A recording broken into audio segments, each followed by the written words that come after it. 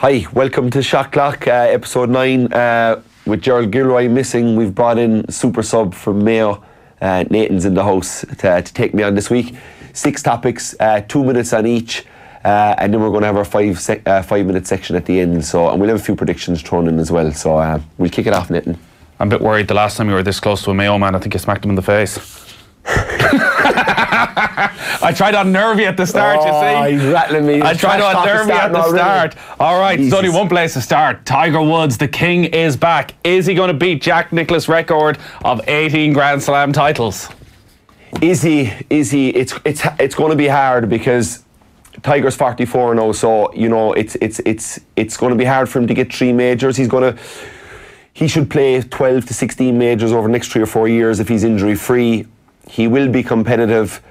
I think the field is better nowadays. You've got so many guys with, I think Tiger was 35th or 45th on driving at the Masters distance-wise at the weekend, so he can't overpower the golf courses like he used to. He can't overpower the majors.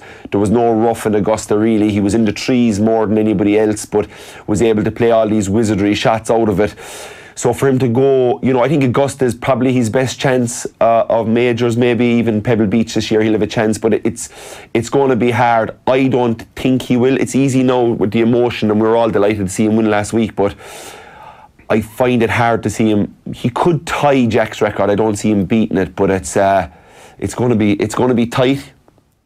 I see him tying Jack's record. I see him beating Tack's record. You did him at his service, 43. He's got an extra year. That's 4 more majors to go and do it. You look at this year alone, Bethpage Black, the USPGA next month. He's won there previously a major. Pebble Beach produced the greatest golfing feat of all time in his victory at the US Open.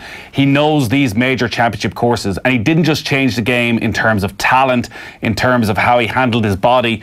He changed the game in terms of his course management, and he showed that at the Masters. He knew where to have his misses. I just think he's the smartest golfer that's out there, and he's going to peak at the right times, which is the key thing.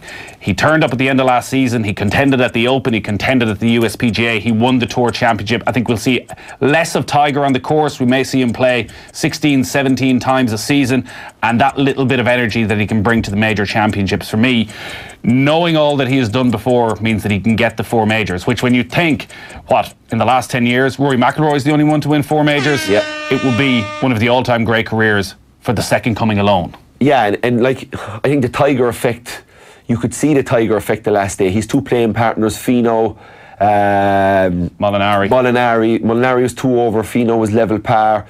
You're talking about your course management. Tiger was able to get it to that point.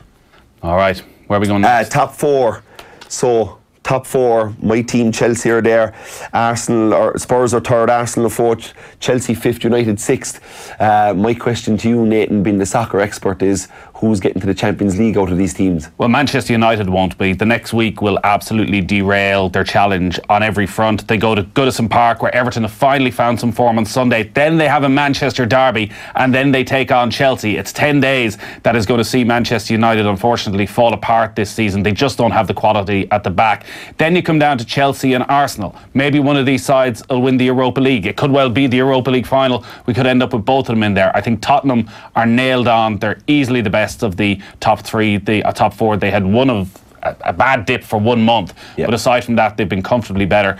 And if you had to side between Arsenal and Chelsea, I just think that Arsenal have shown a bit more over the past month. You couldn't trust this Chelsea dressing room. You couldn't trust Eden Hazard over the final 5-6 weeks, whereas Aubameyang and Lacazette will score the goals to get the job done for Arsenal.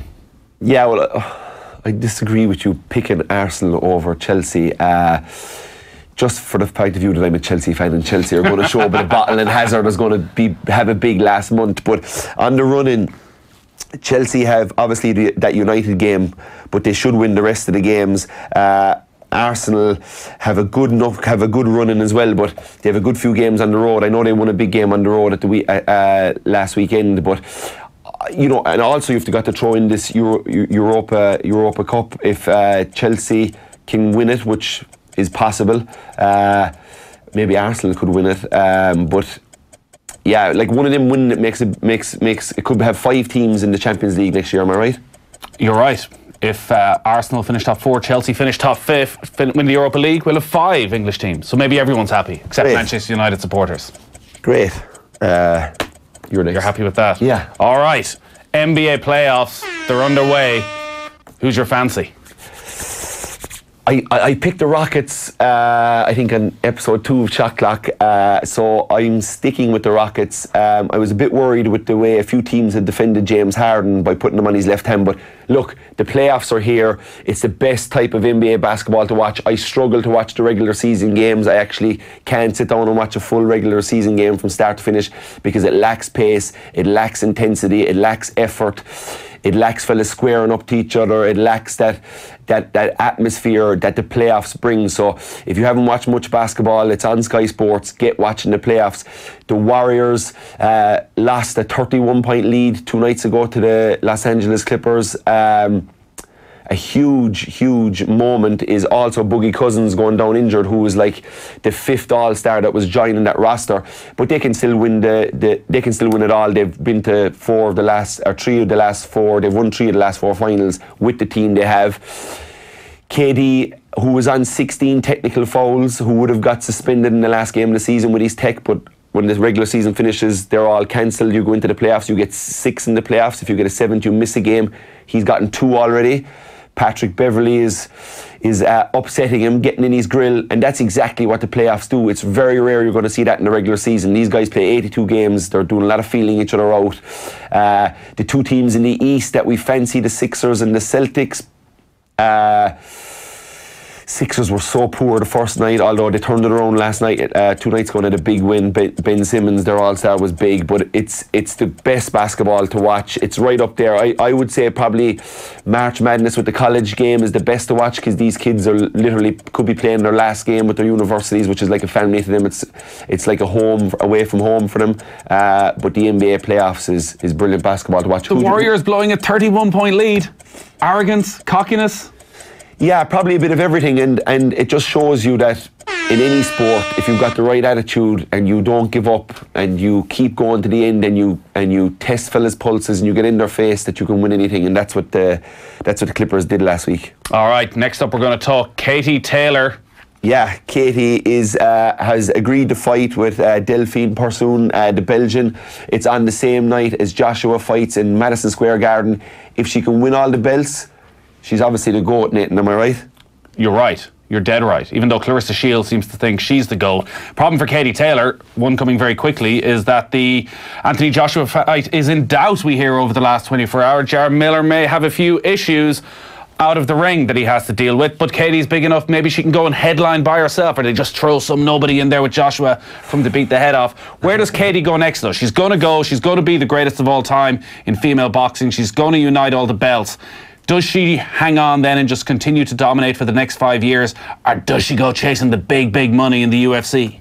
Yeah, absolutely. The UFC would be something, I think, if she went down to John Kavanagh for a year or two and tried to work on her wrestling and her Brazilian jiu-jitsu and all that kind of stuff. But she'd be dangerous in the ring at her weight with her punching power. And I love the way Katie fights, because she's right in their face. There's elbows going in. She's really swinging hard. She's swinging from the rafters, really, when she's going after people. So her with those UFC gloves on would be a dangerous sight. How strong she is, her balance. It's obviously such a big deal. But she's got to go win all the belts first. She's kind of got to probably do that and, see where her hunger levels are and her desire are to keep going at the top and try and chase that. If you're doing it for 3 or 4 years, it's going to be hard to keep going. I don't see Katie going to UFC. I think she wants to finish undefeated, unified, world boxing champion, give it 4 or 5 years, beat all comers and bow out at the very, very top. She's a terrific role model, and her demeanour and the way she goes about things is probably, the legacy she'll leave is that every young girl that goes boxing in Ireland or does any form of self-defence can look at Katie Taylor and kind of go, yeah, I want to be that person. Whereas you feel if she, I don't think she's really the personality to go into the WWE to challenge Becky Lynch. Now that Ronda Rousey's taken a few years out to have a family. I think that's the latest reports coming from the WWE. So maybe there's an all-Irish battle there, but I think Katie is our boxing champion, and I really hope she does go on and beat this girl and become the unified world champion, and leave no doubts that she is the greatest of all time to put on a pair of gloves. I know there's nothing that gets you as excited as sports governance. We've been talking about the FAI all week. Maybe attention will switch to the GAA next. What one change would you make to the GAA? It's hard because the GAA does do so much well. It's hard to. But look, I'm not going to go down the road of fixtures, and that's obviously, look, we all know that there's an issue. We talked about it here a few minutes ago on OTB AM about, you know, April being a club month and can't train, and so there's all them kind of things. But I think they do their best with all that. Well, clearly not. You were training in April and nothing ever happened. Revelation. Weren't Kildare, and Kildare were playing in Roscommon. Roscommon, yeah. So stop trying to make this out like it's going to be there's sanctions coming down the line for Kerry if Nathan gets his way. You just cost Kerry home advantage. I'm going up with a pair of binoculars. I think the Leeds manager is sending me up to watch Mayo training to see if they're doing a bit on Tuesday nights around Castle. Lads are in the pub. Yeah, they're in the pub. But no, I think for players, you know, players are never going to get paid in this organisation, and rightly so. But I mentioned it a few weeks ago. I think looking at tax breaks for players, because they're putting so much on the line to play, because they're missing so much time away from work, because we have a lot of guys that aren't going into the workforce because they want to represent their county to the best of their ability, and going into the workforce could be detrimental to that because of the strain that's put on modern day GA players. You know, even guys that are retired, like, you know, even in my team, a guy like Declan Sullivan, who'll probably need 2 knee replacements down the road because he's no cartilage in either knee, and he played the last year of his career heroically with the knee swelling up at the end of the game. You know, if the GA were to cover these guys' operations, or if they had something down the line like that, of course, you know, there's insurance and all that, but I think that's the only thing they can do possibly better for players, is that when a player retires, it isn't thanks very much and good luck, that there's if you've played 10 years for your county, you get a certain amount of a tax break the time you were playing, and then afterwards, if you need an operation, if you need a hip replacement, if you need a knee replacement, if you don't have money, if you don't have big insurance, I think that should be covered from the GA. But that's about it. They do most stuff well, in fairness. No time for me to wax lyrical about a 2-tier championship.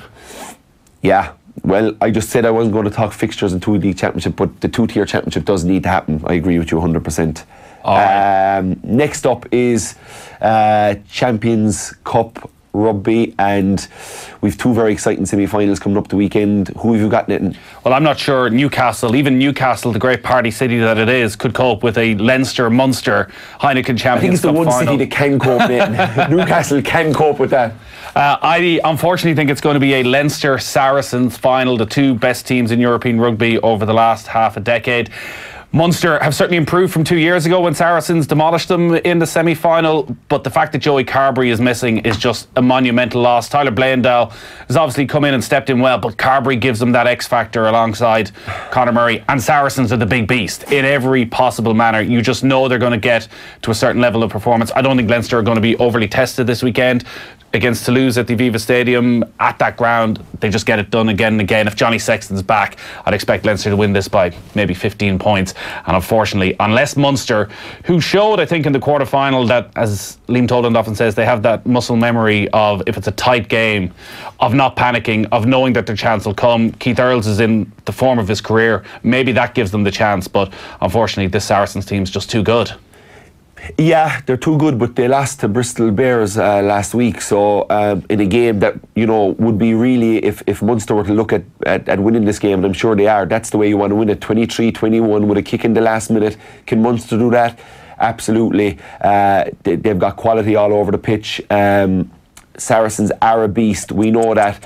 But can you drag them into a dogfight? And I think if Munster, who are probably the kings over the last 15 years of dogfights, if they can bring them into a dogfight and get that win, and we get Munster and Leinster heading to Newcastle, what a Champions Cup final that would be. And I think the scramble for tickets and the scramble for flights and boats or whatever to get you over to that game will become huge. But you know, I love, obviously, Munster, man. My heart is Munster.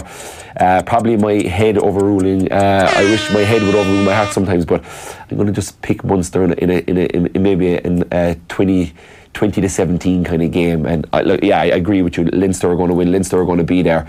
And look, whether it be Leinster or Saracens, Leinster or Munster, I think it's going to be a terrific final, and the tournament has really kicked off now. So yeah, exciting times ahead and a good weekend for rugby fans. You'll be allowed back home after this. That's the main thing. So Stephen Kelly has joined us back in studio. 5 minutes with Stephen Kelly. Yeah. Answer anything. What do you want to talk to him about, Kieran? Well, so I suppose you were 23 when you got your Irish call-up after playing about 50 caps for Spurs in the Premiership. I was also 23 when I kind of broke through for Kerry. I suppose, why did it take him so long to cop the two of us? Where were you hiding your talent? What was going on? I know, it's not like it wasn't on display. I think I was doing well for my club, Aston Stacks. You were doing well for Spurs. What's going on? I don't know, it was a strange one. Like I said, I kind of made my debut for Tottenham in 2003, and I'd been in the squad and playing regularly for the up until I made my debut for Ireland in 2006. So to be playing in the Premiership and playing, I suppose, 50 games at that time, scoring a few goals, making a name for yourself, like now that player, you know, be wouldn't be first being captain of the team, you know, because of what we have. So it just was a different time, and I suppose we have a very different squad. Back then we had nothing but Premiership players, and it was, you know, Roy Keane and Stephen Carr, Steve Finnan, you know, like, so it's a bit different.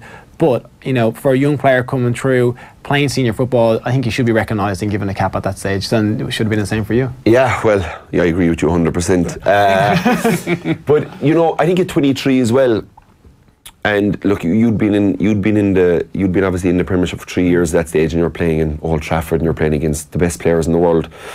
But I felt at 23, when it did happen for me, that I was very ready for it. Yeah. That I wasn't this kind of 18-year-old kid that was going to let it go to my head. My first year couldn't have gone better. I ended up getting Player of the Year.